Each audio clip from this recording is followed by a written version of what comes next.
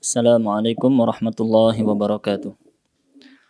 Innal hamdalillah nahmaduhu wa nasta'inuhu wa nastaghfiruh wa na'udzu billahi min shururi anfusina wa sayyiati a'malina.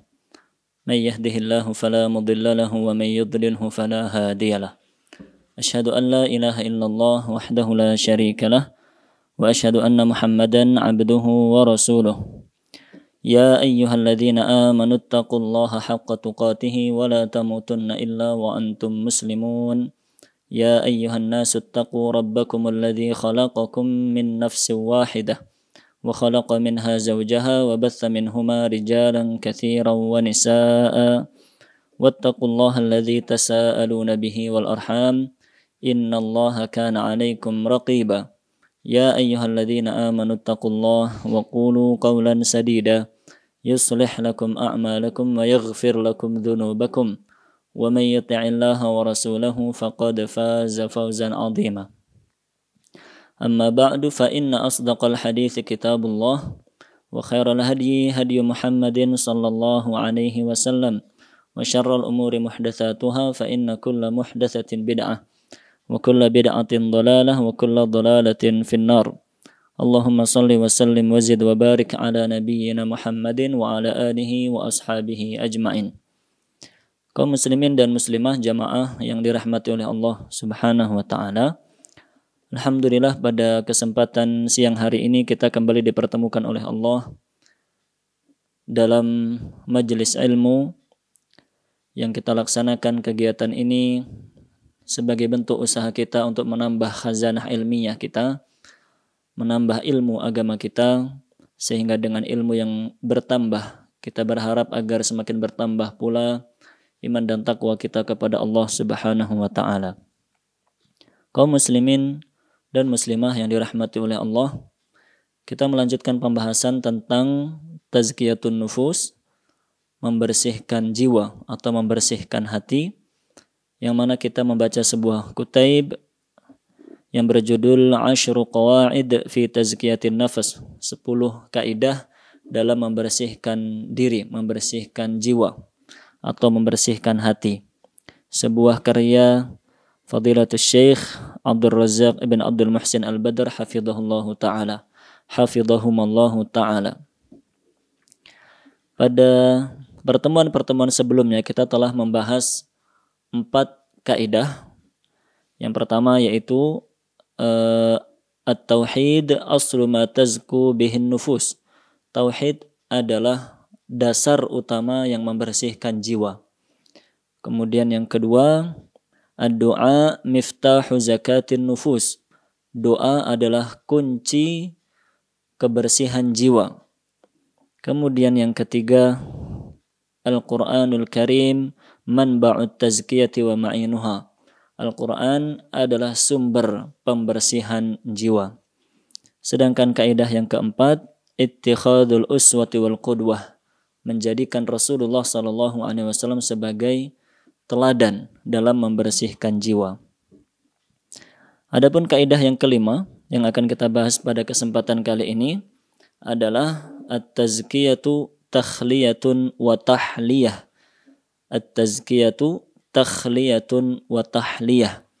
Artinya membersihkan jiwa adalah takhliyah, mengosongkan, wa tahliyah, dan menghiasi. Membersihkan jiwa adalah mengosongkan dan menghiasi. Apa yang dimaksud dengan kaidah ini? Kita baca bersama pemaparan Syekh Abdul Razak hafizahullah ta'ala dalam buku ini. Beliau mengatakan, hafizahullahu ta'ala, inna haqiqatat tazkiyah, sesungguhnya hakikat membersihkan jiwa, takhliyatun nafsi awalan, mengosongkan diri terlebih dahulu, membersihkan diri terlebih dahulu, bitathhiriha 'anir radha'ili wal ma'asi wal dhunub, maksudnya mengosongkan diri dari perbuatan-perbuatan keji, perbuatan-perbuatan maksiat, dan perbuatan-perbuatan dosa. Mengosongkan diri, membersihkan diri, menjauhkan diri dari perbuatan-perbuatan dosa, perbuatan maksiat. Itu yang pertama. Kemudian yang kedua, thumma tahliyatuha ba'da dzalik bi fi'li ta'ati wal qurubat. Kemudian setelah itu menghiasi diri yang sudah kosong, yang sudah terbebas dari dosa tadi, menghiasi diri tersebut dengan amal-amal ketaatan dan amal-amal yang mendekatkan kepada Allah Subhanahu wa taala. Jadi itu yang dimaksud dengan kaidah nomor 5 ini. Membersihkan diri adalah mengosongkan dan menghiasi. Maksudnya yaitu yang pertama, kita membebaskan diri kita, menjauhkan diri kita, membersihkan diri kita dari perbuatan-perbuatan dosa. Itu hal pertama yang harus kita lakukan ketika kita ingin membersihkan, mensucikan diri dan hati kita. Harus kita jauhkan, harus kita hindari perbuatan-perbuatan maksiat dan perbuatan dosa. Setelah usaha tersebut, maka harus dilakukan usaha yang kedua, yaitu mengisi jiwa tersebut dengan ketaatan, dengan hal-hal yang diridhai oleh Allah Subhanahu wa taala, dengan amal-amal soleh yang diperintahkan oleh Allah dan Rasulullah sallallahu alaihi wasallam. Beliau Syekh Abdul Razak hafizahullah menyebutkan dalil akan hal ini, yaitu firman Allah, khudh min amwalihim sadaqatan tutahhiruhum wa tuzakkihim biha wa salli alaihim. Firman Allah terkait dengan zakat. Allah Subhanahu wa taala berfirman, memerintahkan nabinya, ambillah zakat dari harta-harta mereka. Ambillah zakat dari harta-harta mereka, tutahhiruhum. Yang harta zakat itu membersihkan mereka. Wa tuzakkihim, dan mensucikan mereka. Wa salli alaihim, kemudian berdoalah untuk mereka. Allah berfirman dalam ayat itu, memerintahkan Rasulullah SAW untuk mengambil zakat dari orang-orang yang berkewajiban, orang-orang yang telah memenuhi syarat-syaratnya. Diambil zakat agar apa? Agar dengan harta zakat itu jiwa mereka menjadi bersih, jiwa mereka menjadi terbebas dari kotoran-kotoran. Setelah itu diperintahkan dengan perintah yang kedua, setelah itu berdoalah untuk mereka. Syekh Abdul Razak berkata, faqauluhu tutahhiruhum fihi isyaratun ila maqamit takhliyati 'anis sayyi'at bitathhirihim minadz-dzunub. Keterangan dalam ayat tersebut yang menyebutkan bahwa zakat itu membersihkan jiwa orang yang membayarkannya, membersihkan jiwa sang muzakki, itu adalah isyarat, adalah penjelasan bahwa kita diperintahkan untuk membersihkan jiwa kita dari perbuatan-perbuatan dosa, dari kotoran-kotoran maksiat. Kemudian wa qauluhu ta'ala wa tuzakkihim, sedangkan perintah yang kedua atau keterangan yang kedua, membersihkan mereka, fihi isyaratun ila maqamit tahliyati bil fadaili wal hasanat. Di situ ada isyarat bahwa kita diperintahkan untuk menghiasi diri kita dengan akhlak-akhlak yang baik, dengan amal-amal soleh. Naam, itulah dalil yang dijadikan landasan beliau hafizahullah ta'ala dalam menyampaikan kaidah yang kelima ini, bahwa diperintahkan zakat tujuannya adalah pertama, membersihkan jiwa orang yang membayarkannya, dan yang kedua, mengisi jiwa mereka itu dengan fadail wal hasanat, dengan amal-amal kebaikan dan pahala-pahala yang diridai oleh Allah Subhanahu wa taala. Wa taqdimu at-tathhiri 'ala tazkiyati min babi taqdimi at-takhliyati 'ala at-tahliyah. Dan dalam ayat itu didahulukan penyebutan tathhir, mensucikan, sebelum penyebutan tazkiyah, membersihkan. Itu adalah isyarat bahwa langkah yang pertama yang harus kita lakukan dalam membersihkan jiwa kita adalah mengosongkan diri, membebaskan diri, menjauhkan diri dari perbuatan-perbuatan dosa, sebelum nanti kita isi diri kita, kita sibukkan diri kita dengan amal-amal soleh. Nah, oleh karena itu, siapa saja yang ingin membersihkan jiwanya agar menjadi jiwa yang diridhai oleh Allah, agar menjadi hati yang bersih, menjadi hati yang salim, yang menyelamatkan pemiliknya dari siksa neraka, menjadi nafas mutmainnah, menjadi jiwa yang tenang, yang akan dipersilahkan oleh Allah untuk masuk ke dalam surga. Maka dia harus membersihkan dirinya dengan dua cara tersebut. Menghilangkan dan menjauhi dosa-dosa, setelah itu mengisi jiwa dan hatinya dengan amal-amal soleh. Naam. Karena kotoran-kotoran dosa yang ada pada dirinya, kotoran-kotoran maksiat yang ada pada dirinya itu akan menutupi, mengotori, bahkan bisa membuat hatinya mati. Wala'iyadzubillahi min dzalik. Oleh karenanya sebelum jiwa itu diisi dengan amal kebaikan, dia harus dibersihkan terlebih dahulu. Naam. Dalam sebuah hadis Rasulullah sallallahu alaihi wasallam bersabda, "Innal 'abda idza akhta'a khati'atan nukitat fi qalbihi nuktatun sauda." Sesungguhnya seorang hamba ketika mengerjakan sebuah perbuatan dosa akan timbul satu titik hitam dalam hatinya. Fa idza huwa naza'a wastaghfara wa taba suqila qalbuh. Apabila dia meninggalkan perbuatan dosa itu dan dia beristighfar kepada Allah dan dia bertaubat kepada Allah Subhanahu wa taala, maka hatinya akan kembali bersih. Titik-titik hitam, kotoran-kotoran hitam, noda maksiat itu akan bersih, hilang dari dalam hatinya. Wa in 'ada, tapi jika dia kembali melakukan perbuatan dosa itu, zida fiha hatta ta'lu wa qalbah, akan bertambah banyak titik-titik hitam yang ada pada hatinya tadi, sampai lama-kelamaan kotoran hitam itu akan menutupi semua hatinya. Wa huwa ar-ranul ladzi dzakarallah kalla bal rana ala qulubihim ma kanu yaksibun. Itulah karat hati, itulah kotoran hati, itulah penyakit hati yang Allah sebutkan dalam surat Al-Mutaffifin. Sesungguhnya telah mengarat, telah mengakar pada hati mereka perbuatan-perbuatan dosa yang mereka kerjakan. Kaum muslimin dan muslimah jamaah yang dirahmati oleh Allah Subhanahu wa taala. Demikian Allah jelaskan dan demikian dijelaskan oleh Rasulullah sallallahu alaihi wasallam. Hati yang melakukan perbuatan dosa, hati yang diajak untuk melakukan perbuatan maksiat, dia akan menjadi hitam. Dia akan menjadi mati sedikit demi sedikit. Oleh karenanya dia harus dibersihkan terlebih dahulu. Dimintakan ampun kepada Allah Subhanahu wa taala sebelum nantinya kita isi dengan amal-amal kebaikan. Agar amal kebaikan itu mendapatkan tempat dalam hati tersebut.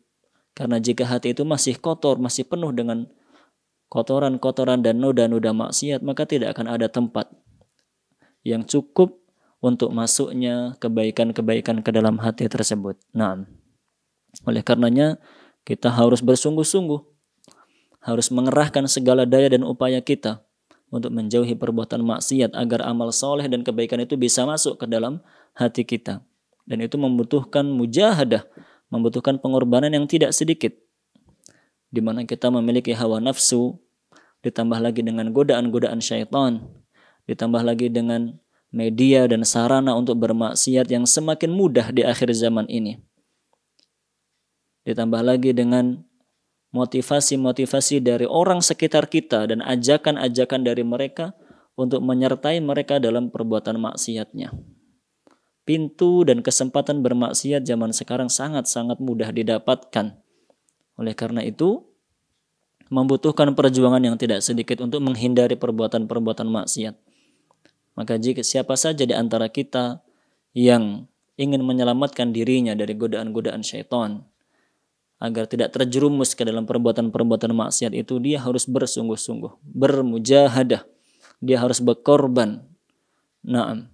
Dan yakinlah kita dengan janji Allah Subhanahu wa taala, walladzina jahadu fina lanahdiyannahum subulana. Dan orang-orang yang bersungguh-sungguh, orang-orang yang berjuang di jalan kami, di jalan Allah, benar-benar kami akan menunjukkan kepada mereka jalan menuju keridhaan kami, keridhaan Allah. Wa innallaha la ma'al muhsinin. Dan sesungguhnya Allah benar-benar bersama hamba yang berbuat baik. Kaum muslimin dan muslimah jamaah yang dirahmati oleh Allah. Dalam ayat itu Allah menjanjikan pertolongan, menjanjikan kemudahan bagi siapa saja yang berjuang untuk meraih ridha Allah Subhanahu wa taala. Perjuangan yang harus kita lakukan dalam menyelamatkan diri kita dari godaan-godaan maksiat itu tidak sedikit dan tidak mudah. Namun jika kita ditolong oleh Allah, maka semuanya akan menjadi mudah. Jika kita sendirian, tentu kita tidak akan mampu. Namun kita memiliki Allah, Tuhan yang maha mengetahui apa yang kita inginkan. Dan Tuhan yang maha mampu menolong kita semuanya untuk mencapai tujuan yang kita inginkan. Oleh karenanya dalam kaidah-kaidah sebelumnya, Syekh Abdul Razak hafizahullah ta'ala telah menyampaikan, dalam usaha kita untuk membersihkan jiwa kita, modal utamanya diantaranya adalah kita harus banyak-banyak berdoa kepada Allah. Berdoa kepada Allah dengan sungguh-sungguh, dengan tulus dari dalam hati kita. Berdoa agar apa? Agar tercapai dua hal tadi yang kita bahas dalam kaidah kelima. Berdoa agar kita diampuni oleh Allah atas segala perbuatan maksiat dan dosa yang pernah kita lakukan. Berdoa agar kita ditolong sehingga bisa menghindari maksiat-maksiat yang lain. Berdoa agar tidak lagi tumbuh keinginan dalam diri kita melakukan perbuatan-perbuatan maksiat itu. Agar kita ditolong untuk melawan hawa nafsu kita, ditolong untuk melawan syaitan, melawan orang-orang yang menggoda kita dan mengajak kita untuk berbuat maksiat. Disitulah takhliyah, kita berusaha membersihkan jiwa kita. Kemudian pula kita berdoa kepada Allah untuk tahliyah, untuk diberi karunia, kesempatan dan kemampuan beramal soleh, sehingga hati kita yang sudah bersih dari dosa itu bisa kita isi, bisa kita penuhi dengan amal-amal soleh dan amal-amal kebaikan. Semuanya tidak luput dari pertolongan Allah. Oleh karenanya kita diharuskan untuk senantiasa memohon pertolongan kepada Allah Subhanahu wa ta'ala. Syekh Abdul Razak kemudian menyebutkan sebuah perkataan Syekhul Islam Ibnu Taimiyah rahimahullahu ta'ala, di mana beliau mengatakan, "Fattazkiyatu wa in kana asluha annama'u wa in kana asluha annama'a wal barakata wa ziyadatal khair fa innama tahsulu bi izalati syarr falihada sarat tazakki yajma'u hadha wa hadha." Yang artinya Syekhul Islam mengatakan membersihkan jiwa, tazkiyah, walaupun dari segi bahasa arti aslinya adalah tumbuh, menumbuhkan jiwa, menumbuhkan keberkahan, menumbuhkan kebaikan-kebaikan dalam jiwa. Itu dari arti aslinya. Namanya membersihkan, itu artinya adalah menumbuhkan kebaikan, menumbuhkan keberkahan dalam jiwa tersebut. Namun itu semua tidak akan bisa dicapai kecuali dengan izalatus syarr, kecuali dengan menghilangkan kotoran-kotorannya terlebih dahulu. Oleh karena itu, usaha membersihkan jiwa memang harus memadukan antara dua hal tersebut. Ya jama'u hadza wa hadza. Usaha membersihkan jiwa harus memadukan dua hal tersebut. Tidak bisa kita hanya memperbanyak amal soleh saja tanpa menghindari amal-amal keburukan. Tidak bisa pula kita cukup menghindari amal keburukan tapi tidak memperbanyak amal soleh. Keduanya adalah cara yang salah dalam membersihkan jiwa. Harus dua-duanya dilakukan agar usaha kita maksimal dalam membersihkan jiwa kita. Naam. Kemudian ditutup penjelasan beliau dengan menukilkan perkataan Syekh As-Sa'di rahimahullahu ta'ala di mana beliau menafsirkan firman Allah, balillahu yuzakki may yasha. Bahkan Allah membersihkan jiwa siapa saja yang Dia kehendaki. Kata Syekh Sa'di rahimahullah ta'ala, ay bil imani wal amalis salih. Allah membersihkan jiwa hambanya itu dengan menumbuhkan iman dan amal soleh pada dirinya. Bagaimana caranya biar tumbuh iman dan amal soleh?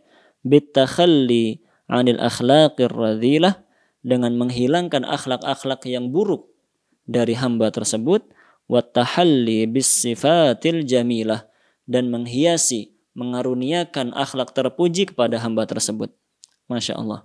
Demikian dikatakan oleh para ulama bahwa harus dilakukan dua hal agar tercapai kebersihan jiwa yang hakiki. Kaum muslimin dan muslimah jamaah yang dirahmati oleh Allah, demikian penjelasan tentang kaidah yang kelima.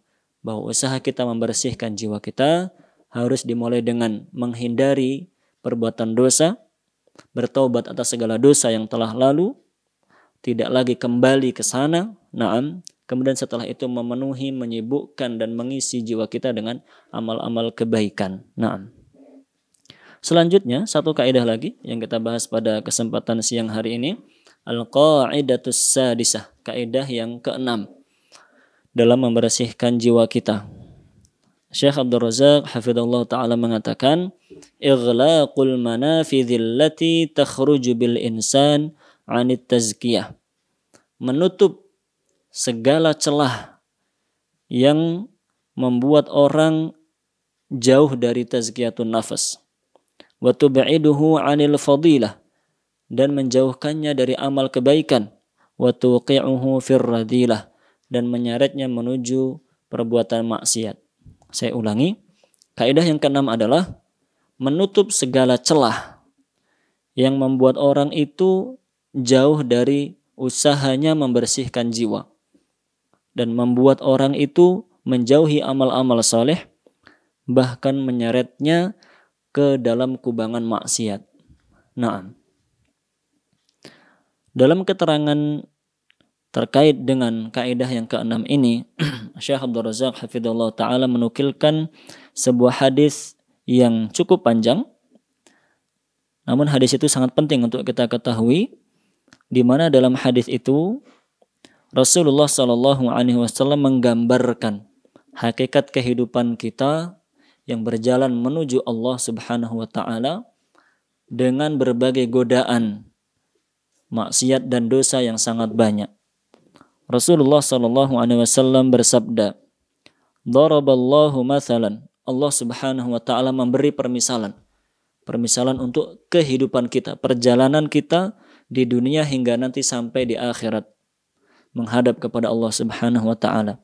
Siratam mustaqima, yaitu seperti sebuah jalan yang lurus. Wa ala janbatai sirati surani, dan di kanan kiri, sisi kanan dan sisi kiri dari jalan tersebut terdapat pagar tinggi, pagar yang menjulang. Fihima abwabun mufattahatun, di setiap pagar tersebut terdapat banyak-banyak pintu yang sudah terbuka. Jalan lurus, di kanan kirinya terdapat pagar tembok yang sangat tinggi, dan di masing-masing pagar banyak pintu-pintu yang semua pintu itu sudah terbuka. Wa 'alal abwabi suturun murkhatun, namun pintu yang terbuka itu ditutup dengan tirai atau dengan korden begitu mungkin bahasanya, dengan kain tipis. Nah, pintu itu terbuka hanya ditutup dengan kain yang tipis saja. Wa 'ala babis sirati da'in, dan di ujung jalan itu ada seorang yang selalu menyeru, selalu memanggil, selalu berkata, "Ya ayyuhan nas, udkhulus sirata jami'an." Wahai semua umat manusia, berjalanlah di jalan yang lurus ini. Semua kalian masuklah ke jalan itu. Berjalanlah di situ, lalui jalan itu. Naam. Wala tata'arraju, namun jangan sekali-kali kalian berbelok masuk ke pintu baik yang ada di kanan maupun di kiri jalan. Wada'in yad'u min fawqis sirat, dan ada satu orang lagi yang berada di atas jalan tersebut. Dia bertugas, fa idza arada yaftahu syai'an min tilkal abwabi qala. Tugasnya adalah ketika ada salah satu dari orang yang berjalan di jalan itu dan ingin masuk ke salah satu pintu yang terbuka tadi, orang yang ada di atas tadi akan berkata, "Waihak la taftahu." Dia akan berkata dan mengingatkan, hati-hati, jangan sekali-kali kamu membuka penutup pintu tadi. Jangan sekali-kali kamu masuk ke dalam pintu tersebut. Fa innaka in taftahu talijhu. Jika kamu sudah membuka tirai, membuka kain yang menutupi pintu itu, kamu pasti akan terjerumus ke dalamnya. Naam. Tugasnya adalah mengingatkan. Jangan kamu buka penutupnya, hijabnya. Karena kalau sudah kamu buka, kamu pasti akan masuk ke sana. Naam.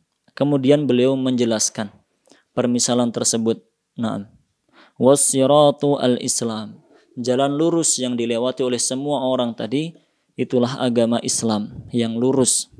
Was-surani hududullahi ta'ala. Sedangkan tembok pagar yang menjulang di kanan dan kiri jalan tersebut adalah syariat Allah, adalah hal-hal yang dilarang oleh Allah, adalah batasan-batasan Allah. Wal abwabul mufattahatu maharimullah. Sedangkan pintu-pintu yang terbuka tadi yang sangat banyak tadi, itulah hal-hal haram yang dilarang oleh Allah Subhanahu wa taala. Wa dzalika ad-da'i 'ala ra'sis sirati kitabullah 'azza wa jal. Sedangkan orang yang ada di ujung jalan yang menyeru semua orang untuk tetap berjalan lurus itu adalah Al-Qur'anul Karim. Wad-da'i min fawqis sirati wa'idullahi fi qalbi kulli muslim. Sedangkan orang yang ada di atas jalan yang mengingatkan setiap ada yang akan berbelok, itulah fitrah bersih yang ada di hati setiap muslim. Hadis riwayat Imam Ahmad. Kaum muslimin dan muslimah jamaah dirahmati Allah Subhanahu wa taala. Hadis tersebut menggambarkan kepada kita permisalan kehidupan kita di dunia ini. Bahwa kita setelah diberi karunia hidayah oleh Allah dengan hidayah Islam dan nikmat iman, maka alhamdulillah kita telah berada di jalan yang benar. Naam, jalan yang lurus, itulah agama Islam. Kita alhamdulillah telah diberi karunia oleh Allah untuk mendapatkan hidayah yang mahal tersebut. Yang tidak semua orang diberi hidayah itu. Hanya orang-orang yang dipilih oleh Allah yang menerima dan mendapatkan hidayah tersebut. Di luar sana banyak sekali orang-orang yang tidak mendapatkan hidayah Islam. Orang-orang yang tidak tahu benar dan salah. Orang-orang yang hidupnya itu mohon maaf seperti hewan. Apa saja yang dia mau dia akan lakukan. Apa saja yang dia inginkan dia akan makan. Dia akan minum. Dia akan beli. Dia akan nikmati. Semuanya. Tanpa tahu halal dan haram. Tanpa tahu hitam dan putih. Tanpa tahu benar dan salah. Mereka hidup seperti binatang. Tidak ada aturan dalam hidupnya. Namun kita alhamdulillah diberi hidayah Islam. Orang-orang yang telah diberi hidayah dan diberi petunjuk untuk bisa membedakan mana yang benar, mana yang salah. Mana yang halal, mana yang haram. Mana yang bagus, mana yang buruk. Nah, maka hidayah Islam betul-betul hidayah dan betul-betul karunia yang sangat-sangat mahal. Maka kita seperti orang-orang yang disebutkan dalam hadis tadi telah berjalan di jalan yang lurus. Namun di sisi kanan dan kiri jalan itu banyak pintu-pintu maksiat yang sudah terbuka. Disebutkan dalam hadis tadi, pintu yang banyak itu sudah terbuka semuanya. Artinya maksiat dan dosa itu sangat banyak yang bisa kita temukan dalam kehidupan kita sehari-hari. Dan semuanya terpampang. Sangat mudah untuk kita bisa dapatkan dan kita bisa sampai ke sana. Karena memang sudah dibuka pintunya. Hanya ditutup dengan kain yang tipis saja. Hanya dengan sedikit menyingkapnya akan terlihat kemaksiatan tersebut. Artinya, hadis itu mengisyaratkan bahwa ketika seorang itu berjalan di jalan yang lurus tersebut akan banyak godaan, akan banyak cobaan, akan banyak rintangan. Dan perbuatan dosa serta maksiat yang terpampang itu sangat mudah untuk dia lakukan. Artinya untuk menjadi orang yang menyimpang, untuk menjadi orang yang jauh dari Allah itu sangat mudah. Naam, dalam kehidupan kita ingin menjadi orang yang bergelimang dosa, menjadi orang yang jauh dari Allah, yang tidak tahu baik dan buruk itu sangat mudah. Tinggal berbelok sedikit kita sudah menjadi orang seperti itu. Wal'iyadzubillah. Sedangkan berjalan lurus di jalan Islam ini adalah sesuatu yang cukup berat. Sangat-sangat berat. Dan Allah Subhanahu wa taala telah memberikan dua modal bagi kita. Seperti disebutkan dalam hadis tadi. Allah telah memberikan Al-Quran sebagai pedoman kita dalam meniti jalan yang lurus ini. Agar tidak tergoda dengan maksiat yang di kanan maupun yang di kiri. Dan sudah diberikan kita modal berupa fitrah yang lurus, fitrah yang bersih. Yang mana fitrah kita, hati kecil kita, ketika kita sedang berbuat maksiat itu selalu memberontak, Hati kita selalu merasa tidak suka, selalu mengajak kita untuk segera menyudahi perbuatan maksiat itu. Itulah dua modal yang diberikan oleh Allah kepada kita semuanya. Naam. Kaum muslimin dan muslimah jamaah dirahmati oleh Allah Subhanahu wa taala. Kemudian dijelaskan oleh Syekh Abdul Razak hafizahullah taala terkait dengan penjelasan dalam hadis itu bahwa banyak perbuatan maksiat yang bisa menjerumuskan kita dan membuat kita berbelok, menyimpang dari jalan yang lurus itu.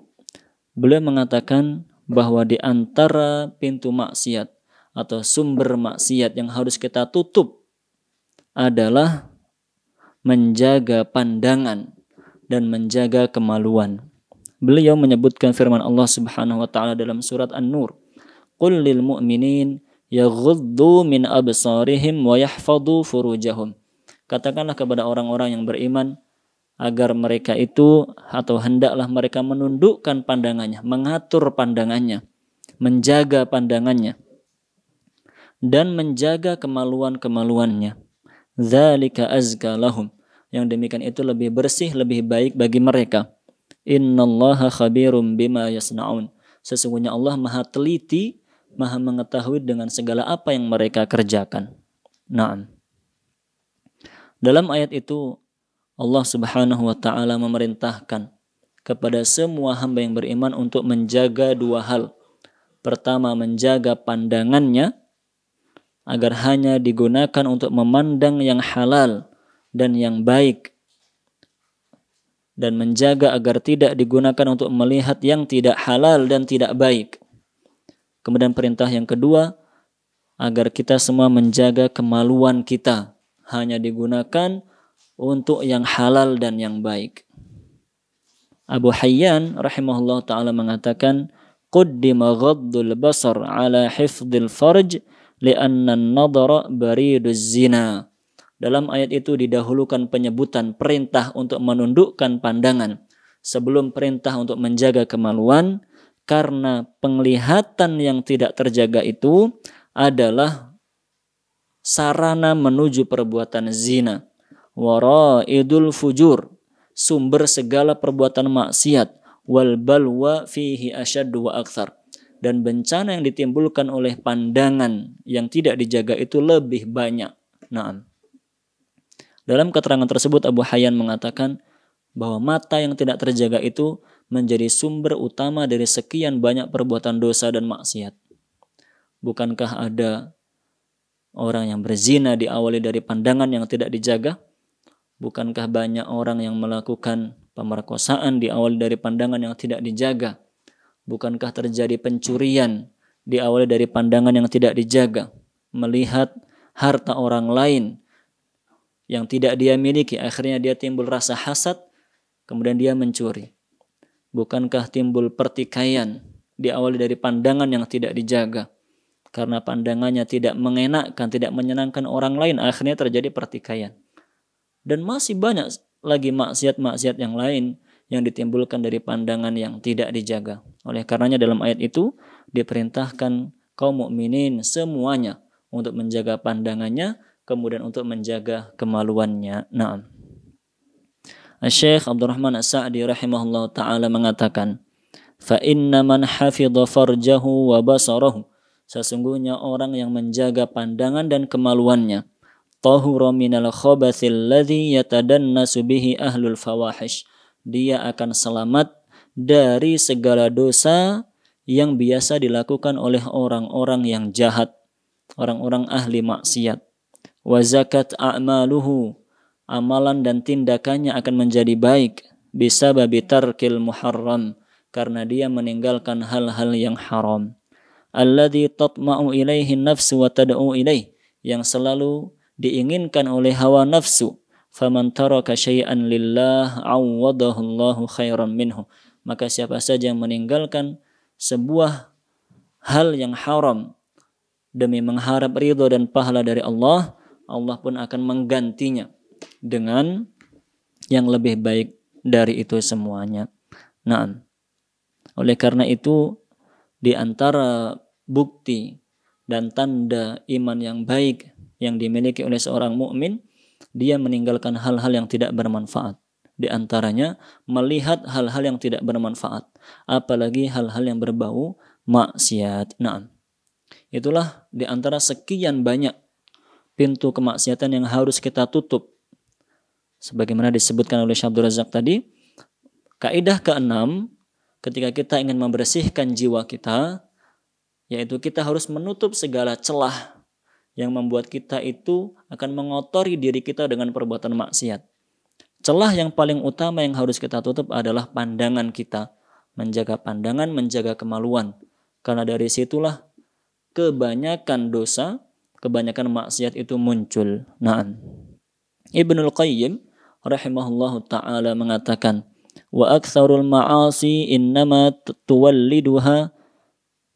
tawalluduha min fudulil kalami wan nadhar. Mayoritas maksiat, kebanyakan maksiat itu bersumber dari ucapan yang tidak dijaga dan pandangan yang tidak dijaga. Wa huma awsa'u madakhilis syaitan. Itulah pintu masuknya syaitan yang paling besar. Fa inna jarihataihima la yamallani wa la yas'aman. Karena dua anggota tubuh itu, mata dan lisan, itu adalah dua anggota tubuh yang tidak pernah merasa capek. Naam. Ibnul Qayyim mengatakan, kenapa kebanyakan maksiat itu bersumber dari mata dan lisan yang tidak dijaga? Karena mata dan lisan itu tidak pernah merasa capek. Naam. Lisan itu untuk membicarakan hal yang berbau dosa. Satu, dia tidak akan capek. Dua, tidak akan capek. Bahkan sekian ratus dosa yang dibicarakan pun dia tidak akan capek. Terus, bahkan semakin asyik. Semakin dia berbicara banyak dan semakin direspon oleh orang-orang, dia akan semakin asyik membicarakan hal-hal yang berbau dosa tersebut. Mata pun demikian. Melihat hal-hal yang haram, hal-hal yang dilarang oleh Allah Subhanahu wa ta'ala. Mata itu tidak akan capek. Dia semakin asyik, semakin seru, dia semakin melotot, semakin jelalatan melihat semua yang dilarang oleh Allah Subhanahu wa ta'ala. Karena dua anggota tubuh itu adalah anggota tubuh yang tidak pernah capek untuk berbuat dosa, maka dua anggota tubuh itu yang menjadi pintu utama masuknya syaitan ke dalam hati umat manusia. Nah, oleh karena itu kita diperintahkan menjaga lisan, begitu pula kita diperintahkan menjaga pandangan kita dalam usaha kita untuk membersihkan jiwa kita dari berbagai dosa. Terutama di zaman sekarang, di masa sekarang, di era modern yang orang-orang mengaku semakin canggih, orang-orang merasa semakin pintar, orang-orang merasa semakin hebat. Namun ternyata dengan semua kemajuan itu justru orang-orang semakin jauh dari Allah. Nah, dulu orang itu merasa tidak malu, dulu orang itu merasa malu untuk menampakkan auratnya. Zaman sekarang orang sudah bukan sesuatu yang aib orang itu menampakkan aurat di luar rumah. Bahkan banyak yang merasa bangga, merasa lebih modern, lebih maju jika dia berani menampakkan aurat di luar rumah. Bukan hanya di jalanan, dia memamerkannya di media sosial. Yang melihat bukan hanya 10-20 orang yang dia lewati di jalan. Yang melihat adalah sekian ribu orang yang melihat aurat dia di media sosial tersebut. Zaman sekarang seperti itu. Kita merasa lebih modern, lebih canggih, tapi ternyata mohon maaf, kecanggihan dan kemodernan, kemajuan teknologi itu membuat kita semakin jauh dari akhlak yang terpuji. Kemajuan teknologi kita membuat akhlak kita semakin tidak terpuji. Rasa malu terkikis, kejujuran hilang, amanah pun tidak ada. Akhlak terpuji semuanya ditinggalkan oleh kebanyakan manusia demi mengikuti kemodernan, demi mengikuti kecanggihan menurut mereka. Wal'iyadzubillahi min dzalik. Oleh karena itu, kita harus kembali kepada Al-Quran, kembali kepada hadis, berusaha membersihkan jiwa kita dari berbagai maksiat dan dosa. Caranya bagaimana? Disebutkan Syekh Abdul Razak di sini dengan menutup segala celah yang membuat kita semakin mudah melakukan perbuatan maksiat. Di antara celah terbesar adalah mata kita. Kita jaga mata ini agar tidak melihat kecuali yang baik dan yang halal. Sehingga tidak mudah kita timbul pikiran negatif untuk melakukan perbuatan maksiat. Naam. Wallahu a'lamu bissawab. Demikian yang kita bahas pada kesempatan siang hari ini. Semoga menjadi ilmu yang bermanfaat. Atas segala kekurangan mohon maaf yang sebesar-besarnya. Semoga kita bisa mengamalkan segala apa yang sudah kita bahas sehingga kita dikaruniakan oleh Allah Subhanahu wa taala jiwa yang bersih, hati yang salim, naam, yang jauh dari perbuatan-perbuatan dosa dan penuh dengan ketaatan-ketaatan kepada Allah Subhanahu wa taala. Atas segala kekurangan mohon maaf yang sebesar-besarnya. Subhanakallahumma bihamdik asyhadu an la ilaha illa anta astaghfiruka wa atubu ilaik. Wa sallallahu ala nabiyyina Muhammadin wa ala alihi wa ashabihi ajma'in. Assalamualaikum warahmatullahi wabarakatuh.